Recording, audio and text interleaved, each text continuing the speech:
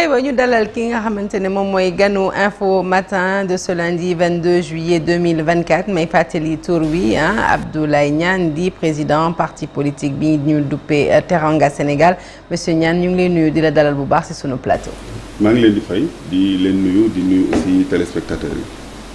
mu ngoog Chérif. kon nag mbégte dalal ko wéyal ak sa Abdoulaye Niane ñu fàttali ba mois de mai moo jiite woon banque bi ñu daan BNDE. bokkoon nga ci Benno Bokk Yaakaar def naa banque ba lu toll ci ñaari at nga jiite ko ay jamono gisoon nañu également sa jëflante ak Pastef ci atum 2019 nekkoon nga directeur campagne bu Ousmane Sonko seen jaar-jaar xam sax dinañ ci ñëwaat ba ñoom ñun ñëwee pouvoir mais li daaw la doon jàngat bëgg nañ ci taxaw mooy présence famille ci li nga xamante mooy gestion ak les affaires publiques noo gisee encore le débat bi nga xamante ni judduwaat na sur la dernière nomination. waaw débat intéressant bon dégg naa li ngeen jot a wax lépp dama koy nangu di wax rek ne conclusion bi ngeen teg moo bi Daouda teg mooy bii dëgg c'est-à-dire que projet bi programme politique bi ñu tegoon en 2019 dama nekk à l'aise pour wax ci ndax bokkoon naa man sama bopp maa doon saytu document bu mujj bi bi nga xam ne moom la ñu présenté élection 2019 te document boobu moom la ñu xaw a yeesal 2000 élection yu 2024 yi donc xam naa li ci nekk te ponk boobu nga xam ne mooy mbiru appel à candidature dafa nekk ponk boo xam ne man dama ci yàgg insister ndax suñu histoire ci impôt et domaine la commencé woon appel à candidature bi ñuy def plan stratégique impôt et domaine dañ ko proposé woon ñu rejeté ko bi ñu ñëwee ci 2019 ñu tegaat appel à candidature mënoon na nekk mais nag du wax du ay pexe jëf la appel à candidature da ngay teg ay stratégie pour que mu mën a nekk ñi nga bëgg a ñi àndoon ak yow sax ci politique sonn ci ba am profil bi mën nga fexe bañ jàll ndax ci biir cotation candidat yi mën nga ci def benn critère qualitatif boo xam ne il faut nga xam projet bi il faut nga xam programme bi mais nga def ci aussi des critères objectifs le diplôme l'expertise ak yooyu ba pare teg ay nit yu maandu yu koy doxal donc dafa bëri yoo xamante ne nii mi ngi woon ci programme bi malheureusement appliqué wuñ ko parce que fi ñu waroon a jaar pour def ko defuñu ko loolu nag du ay pexe xam-xam la du ay wax aussi mais xam-xam rek c'est-à-dire jël sénégalais yi nga xamante ne nii ay administration lañ bokk wala secteur privé wala ñu am xam-xam am vécu ñu jox leen ñu liggéey ba pare itam seen xel nekk ci liggéey bañ a nekk ci nguur ak nguuru il faut que ñu xam ne Sénégal ñoo ko moom dañuy dem bàyyi ko te lépp lu ñuy def dañ ko war a teg ci xam-xam ak ci expertise appel à candidature du slogan xam-xam la te xam-xam boobu waroon nañ ko mën a teg malheureusement nag dafa mel ne mbir yi dañoo bàyyi mu ëpp leen doole te loolu du yoon ñoom ñoo waroon a ëpp doole mbir yi. bett na la ci sa gars yi bu ma ko waxee nag mooy comme xamante ngeen parce que nee nga 2019 déjà yaa nekkoon directeur campagne candidat Ousmane Sonko à l'époque ñu ñëw au pouvoir le débat encore ñu ajouté ko sur l'espace public. waaw mais xam nga waaw 2019 kay lépp ñoo ko àndoon man maa nekkoon effectivement directeur de campagne am muy aussi suma xarit ñu bokk promotion ENAM dundandoo 15 ans dans l'administration xamante xam naa ne am na yéene pour Sénégal mais nag du démiurge maanaam nit koo xamante ne nii lépp mën na ko il faut que ñu ko wër xam ne dafa am ay qualité am ay faiblesse moom aussi mu am humilité wax ak ñoom comme nit mais bu fekkee dañuy bàyyi rek ñi croiser les bras ñi di def loolu du am résultat beneen bi mooy bu muy ñëw ci nomination yi xam nga wax ngeen ne régime passé yi amoon na yu mel noonu Maguette Diouf Abdou Diouf Karim Wade Ablaye Wade et cetera mais président de la République sax moom lañ ko xaw a mën a nangul mu am des gens de confiance yu ko jege mu teg leen mais bu ngeen demee ba ci administration ba un ministre de la République jël doomam di ko def ci cabinet am ça c'est la totale surtout di nommer ay directeur de cabinet yu ma xamul loolu moom c'est grave c'est-à-dire que même monsieur Mine wax na le problème légal mais je crois même pas que bu ñu xoolee ci administration ni muy doxee xool règles yi nommer un directeur de cabinet wala un chef de cabinet boo xam ne sa doom direct la wala nit koo jegee noonu loolu bu ñu ko xoolee warul jàll beneen bi mooy c'est des décisions normalement yuy jaar conseil des ministres yu mel noonu waru fa jaar moo tax maa ngi ñëwaat ci décision bu mujj bi conseil des ministres bi ñu jàllalee ay 80 et quelques nominations 81 loolu daal à la limite chaque minute benn nomination la loolu du yoon parce que bu ñu defee procédure nomination buy jaar conseil des ministres dafa war a may ministres yi ku ñu wax ñu wax ci seen xalaat wala bu fekkee ne am nañ ci réserve ñu yëkkati seen loxo ne ah nañ def nii loolu moo tax muy jaar conseil des ministres nekkul rek un formalisme comme ça loolu nag day wane ne façon bi ñuy doxalee nii baaxul il faut ñu rectifier il faut ñu wane ne Sénégal ñëpp ko bokk te dañ ko war a jaarale ci yoon ak ci xam-xam mais pas comme ça rek di jël ay décisions à l'improviste. Déjà am na tamit loo xamee ni ñi ngi ko doon xaar muy yenn ci direction yi nga xamee ni dañoo jàpp ni nguur yi nga xamee ni ñoo fi nekkoon waxuma sax bu mujj bi mais yeneen yi yu bëri dañ ko créer woon pour caser de la clientèle politique tey jii ñii bi ñu ñëwee déjà sax je pense que bokkoon na ci seen programme ni yu bëri dañ koy supprimer mais newul loolu la ñu gis dañ leen maintenir ñëw jël ay nit fal leen ñu remplacer déjà ya fa nekkoon loolu aussi est-ce que du reniement en quelque sorte. waaw mooy li ma la wax rek c'est-à-dire que bon pouvoir yàlla moo koy jox nit peut-être boo koy uti doo xam kañ lay ñëw say loxo. mais bu ñëwee say loxo nag war nga am sérénité am humilité li nga waxoon ak ngor ba li nga waxoon nga jëm ko appliquer. Effectivement jàpp naa ne dañu war a am recul rapidement jéem a xool lan naka la ñuy rationaliser l'État de façon générale. yenn agence yi yenn direction yi ci ministères yi ak seen vision aussi ñu teg ko parce que actuellement dañuy subir te nag affaire yi mi ngi dem dañu wax 3 mois yi jàll na mais dans quelque temps ñu ngi dem 6 mois ñu ngi dem 1 an et cetera Sénégalais yi xaaruñu loolu Sénégalais yi dañu sonna sànq vous avez bien fait de montrer Ndindi maa ngi nuyu population Ndindi mais boo demee Touba actuellement l'actualité c'est les inondations nit ñi ngi sonn c'est-à-dire Touba bu xiinee rek nit ñi commencé tiit te actuellement ñi ngi dund ci biir inondation yi donc te loolu yëpp dañu li ñu am par 3 mois war nga ci mën a jël yenn décisions yi wala nga am yéene wala nga am xalaat ba ñu xam ne lii kat yaa ngi ciy jëm dara mais actuellement ils subissent l'État te loolu du yoon loolu nag jàpp naa ne wax dëgg yàlla Ousmane Sonko en tout cas moom laa gën a miin laa gën a xam jàpp naa ne am na formation bi te am en tout cas bi ñuy ànd amoon na yéene bi mais nag loolu aussi damay préciser li tax ñu taxalikoo lu ci bëree bari moom laay gis ni muy déroulé wu. waaw ci loolu laa bëggoon a ñëw donc yow mun nañu wax ne sa compagnonnage donc ak ki nga xamante ne moom mooy Ousmane Sonko da nga ko dakkal est-ce que mën nga ñëwaat ci cause li tax nga dakkal ko ak kañ nga sos parti bi lee di Teranga Sénégal. non bi ñuy ànd fekk na ñu am parti politique ñun bi ñuy ànd élection 2019 rek la ñu ànd moom moo ñëw ne jàppale ma ci élection yi. ma ñëw ne ko jàppale naa la sans condition mu ne ma bi mu waxtaanee ak ñoom Bassirou Diomaye ak ñu ko wër diriger ma sama campagne ma jël sama xel sama xalaat sama alal sama lépp sama crédibilité bari na ñu ànd ak moom ci ginnaaw bi ñu gisee ma ànd ak moom lañ ko ñeme am na dëkk yu mu dugg dëgg-dëgg lu mel ne Touba ak yeneen kilifa yi dañ ma laaj d'abord ma ne leen man ngeen a ànd ak moom ñu doog ànd ak moom donc man jàpp naa ne gàcce ngaa ma li ma waroon def ak moom maintenant ci biir nag. on est des amis d'abord dans la vie am nañ benn complicité intellectuelle ñeme naa ko ñeme na ma su juumee dama naan ko du noonu su ma juumee def naan ma du noonu loolu nag bari na ñoo xamante ne ni ànduñoo ak moom noonu ay calcul lañ doon gis peut-être gisoon nañ ne waa ji ni muy doxalee dina mës a jot ci réew mi ñu gis loolu rapidement am ay calcul politique yoo xam ne effectivement def nañ ko jaxase ñu ci ay waxi kasaw man ak moom musuñu am benn problème musuñu xuloo musuñu lii peut-être même critique yi may def nii c'est parce que actuellement moom moo nekk au pouvoir te ma bëgg lu doxal Sénégal moo tax ma koy def mais musuma sax jéem a critiquer moom doxin lu politique am moom aussi musul jéem a critiquer li may def même biir waa Pastef bu ñu waxee def naan leen bàyyi leen parce que on est des amis dans la vie te je pense que c'est lu wóor la mais nag actuellement dafa yàqu xaritool non yàqutul non on est des amis en tout cas jusqu'à présent kañ ngeen gëj a déggante. bon loolu peut-être nañ kañ lañ gëj a déggante. waaw bi ñuy def coalition Yewwi Wallu ma wax ko Sénégalais yi tey ñu dégg ko man ak moom ñoo ko def. c'est-à-dire que non yàggul non yàggul ça fait 2 ans. parce que l'élection Yewwi Wallu c'était mais c'est important fekk na élection législative non d'accord mais dama lay expliquer ne la fekk na ñu toog ay weer ànduñu politiquement wala ay at mais bi ñu demee ba retrouver sur l'essentiel su waree jël décision damay génn woo ko mu ne ma lan nga ci xalaat ma ne ko lii ak lii la ñu dem jël décision boobu noonu coalition boobu presque tous les écueils on les a levés ensemble un à un ñi ko fekkee te bëgg a wax dëgg mën nañ la ko wax donc quand le pays est en jeu on n'a pas de problème et jusqu'à présent notre amitié je la revendique mais nag le Sénégal est au-dessus de nos amitiés moo tax d'ailleurs keroog le président Diomaye Faye bi muy wax naan ci prison bi daf na ko soyons des amis moi je pense que nañ bàyyi loolu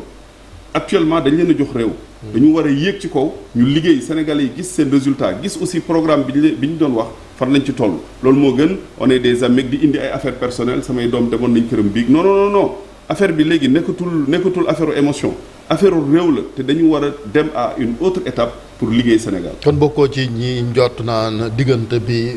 wax nañu ko sax gis nga ku mel ni Serigne Mbaye Thiam. mi ngi naan bu kenn ñaan diggante bi tas seen diggante parce que baaxul ci réew mi. non kenn du waru ko ñaan mais nag attention. ñàkk koo ñaan teewul ñuy seetlu ni ñuy doxale parce que man dama gis ne ñoom ñaar déjà war nañ am une même lecture de l'État or ce n'est pas le cas aujourd'hui parce que Ousmane Sonko bi mu demee Grand Théâtre di def son dernier meeting là wax na fa ne man ak Bassirou kenn mënuñoo féewale ba yóbboo nit ñi bàyyi noonu parce que moom moo yore défense ak diplomatie c'est-à-dire c'est un président avec les activités régaliennes par contre tout le reste man maa ko yore et loolu nekkul ci constitution bi Bassirou Diomaye bi mu def émission bi daf ne la constitution du Sénégal n'a pas changé premier ministre yorul dara lépp man maa ko yore loolu ça signifie que ñoom ñaar bokkuñu lecture de la constitution qui est l'organe fondamental du pays loolu war nañ ko régler ça signifie qu'il y a un problème sérieux nañ bàyyi nëppal bi man bu ñu waxee au-delà de ce qu'ils disent j'essaie de voir fan lañ jëmee réew mi pour man am na un problème à ce niveau nañ ko jéem a régler ñu liggéey c'est un gros malaise kii nee na man maa yore pouvoir kële ne yore pouvoir man maa yore pouvoir au-delà de suñu doom ñi ngi fréquenté wu ay on est des amis mais ça c'est un malaise et il faut que réew kenn du ko yore ci malaise boobu. concentration en tout cas jàpp nañu ni Ousmane Sonko c'est un premier ministre bu fort ndax pouvoir même de nomination yi boo xoolee yu ci bëri aussi moom da ci am ay décisions yu mu ciy jël noo gisee loolu. non pour man aujourd'hui Ousmane Sonko mooy doxal réew mi loolu aussi Bassirou Diomaye mënu ko éviter parce que légitimité politique bi Ousmane Sonko moo ko yore su ko jéemoon a opposé tey du am majorité assemblée nationale du am ay maires yu doy. et donc pouvoir am dootul taxaw dootul neex. donc day muñ mais nag Ousmane Sonko moo war a am xel xam ne yàlla moo dogal kii état sénégalais yi élire ko mu may ko ci cër ba pare ñu jéem a doxal affaire yi au mieux des choses parce que bu amee rek benn démarche unilatérale réew mi ci boppam moo ci sonn te actuellement loolu lañu gis bon au-delà des mots ak li ñuy wax ci kaw dañuy waxtaan ak nit ñi mais booy waxtaan ak nit ñi li ñu lay wax aussi neexul peut-être nag dinañ ko corriger dañuy doog a ñëw mais nag il faut ñu corriger ko très vite sinon on sera obligé ñun itam di wax li ñu xalaat. ban posture nga nar a am on sait que da nga créer un parti politique et que la vocation d'un parti c'est justement d'aller à la conquête du pouvoir mais aujourd'hui wax nga ñu tamit ci say biir wax ne que nekkoon nga allié ak ki nga xamante ne moom mooy Ousmane Sonko même si yaa ngi critiquer seen gestion est-ce que da ngay opposé wu wala plutôt da ngay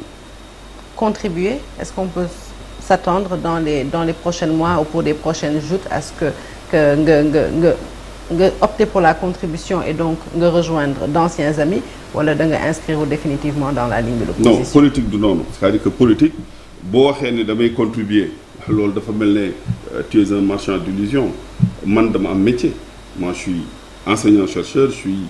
bon j'ai d'autres métiers je suis expert fiscal et cetera. nekkoo déjà idée wala jóge. non jóge naa ko dama démissionné. dans l'histoire du Sénégal c'est rare l'histoire récente moi j'ai démissionné en 2014 dem rejoindre l'université en tant qu'enseignant ubbi suma cabinet di liggéey j'ai une indépendance intellectuelle et financière maa ngi sant yàlla. li may def ni aussi dama jàpp ne l'école publique m'a beaucoup donné l'école sénégalaise sumay doom ñi ngi ci réew mi ëllëg dañu war a nekk ci réew mu libre moo tax may politique. may contribuer politiquement ñoom xam nañ ma man dama ñëw ku taxaw di taxaw gauche di taxaw droite wala di leen tàllal loxo. par contre je m'inscris pas de façon irrémédiable dans l'opposition bu ma waxee loolu aussi damay wax lu ma neex je veux conquérir le pouvoir éventuellement bu ñu changer doxalin woo ma ci liggéey bi ma xam ne fi ñu ma teg war naa fi mën a jariñ Sénégal du ma dàq loolu aussi parce que man lu may wax day leer. mais nag da ngaa transhumé wala da ngay. non man amu problème mu transhumé wala bañ a transhumé wala dara man problème bi ma am mooy na Sénégal dox ensuite ñi ma àndal nañ ma respecté Macky Sall bi may woo ñu bari dañ ne ma bul dem parce que tu as opposé ce régime là pendant presque 9 ans 10 ans jeex na ma ne leen non ce qui m'importe mooy le débat qu'on a eu la discussion qu'on a eu ak la position qu'il veut que j'ai dafa fekk benn banque bu doon daanu muy BNDE dafa doon faillite ñu jox ma ko en 1 an et demi j'ai redressé la banque les chiffres sont là. Le travail est là lu ma fa baax j'ai quitté avec un bénéfice de 8,5 milliards pour une banque qui avait 400 millions quand je la prenais qui devait même être déficitaire. J'ai quitté une banque que j'ai prise à la 19e place, je l'ai mis dans les 10 premières banques. Je l'ai mise dans les 10 premières banques. Les gens vous écoutent. Et cette année, j'allais être dans les 5 premières banques du Sénégal. Les gens nous écoutent. J'ai trouvé la banque avec un capital de 11 milliards, je l'ai laissé à 52 milliards. Ok, léegi ñun la fa dàqee. Aujourd'hui, c'est la banque la mieux capitalisée du pays. Banque nationale de développement économique. Non, ñun la fa dàqee météo la. wala vous vous attendez non man nee naa la awma problème mu poste ak position ku démissionner administration fiscale alors que j'avais toutes les cartes en main je pouvais prendre n'importe quelle direction ma démissionner dem defi sama yëfu bopp man ñi ma xam nañ ne awma problème mu carrière ak problème mu kii ñi ma doon liggéeyal BND bi ma ñëwee dama ne leen moi je suis là pour 3 ans maximum j'ai pas besoin d'être à la banque plus de 3 ans je suis pas banquier de profession je redresse la banque je vais autre chose gën na teel loolu gën na gaaw loolu mais à la limite sant yàlla. Moi je me suis battu et j'ai des chiffres li ma la wax nii du ay ñeego de. bilan mën a def na nga ñëw wax. balaa jaaw rek ci BND bi laa bëggoon balaa jaaw parce que ci projet PASTEF bi ci rationalisation. En tout cas train de vie ak yu ni mel dañ ne woon BND dañ koy fusionner ak kii yu bëri en structure yu bëri waxoon nañ fi sax ay fonds JIP fonds 6 et cetera. yow amut nag parce que direction yëpp jox nañ fa ay directeurs ñu nommé leen. loolu mën naa nekk déjà fusion bi ci yenn agence yi ak direction yi. Réflexion la bon rationalisation oui mais fusion il faut faire attention parce que am na ay contraintes juridiques maanaam am na loi bancaire lu mu nangu am na lu mu nanguwul ensuite exploitation bi aussi am na lu mu nangu am na lu mu nanguwul par exemple mënoo nekk garantie fële ñu fusionné la ak ñi nga xam ne donc bari na. Deuxièmement ñoom bi ñuy wut ay nit di liggéey ak ñoom. waroon nañoo xool est-ce que ñooñu ak ñoom ñoo bokk xalaat bari na ñu jël am na ku ñu jël précisément ku nekk seen biir nekkoon BCEAO d'accordul ak projet boobu te ñoom projet boobu dañ ko jaay Sénégalais yi. C'est le secrétaire général du gouvernement. Je ne donne pas de nom. Le sud c'est monsieur le secrétaire général. Voilà, du gouvernement sur le franc CFA par exemple. Mais donc ça veut dire que génnaat nañ ci xëy na loolu. Ça signifie qu'il y a des problèmes très sérieux. Il y a des contradictions dans l'équipe, il y a des contradictions dans la vision. Il faut qu'ils se ressaisissent pour que 5 ans yi Sénégal mën a jëm kanam. loolu man moom laa leen di wax moom laa leen di ñaan te xam naa projet bi lan la parce que effectivement bokkoon naa ci ñi ko doon liggéey. Une dernière question ce sera celle de Cheikh Tidiane parce qu'on est rattrapé par le temps. Souvent c'est Chérif qui ferme léegi su dañuy dellu si waat ci politique gouvernement bi ci 3 Chérif s'il te plaît ci 3 mois yi 100 jours yi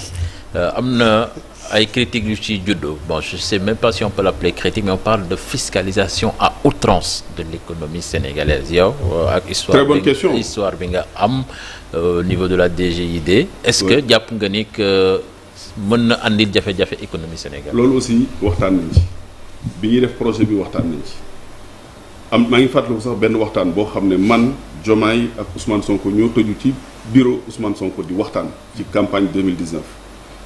ci projection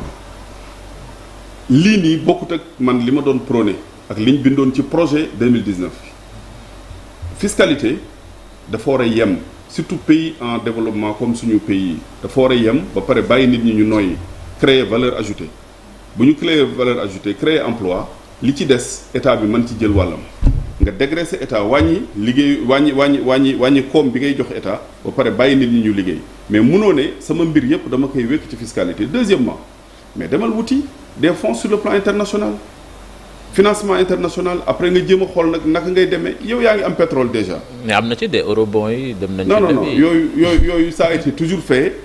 Et malheureusement sax ni ñu ko defee nii baaxul mais loolu beneen débat la man dinaa ci ñëwaat mais li gën a am solo mooy boo amee pétrole am ay ressources yu commencé ñëw da nga war a wàññi sa fiscalité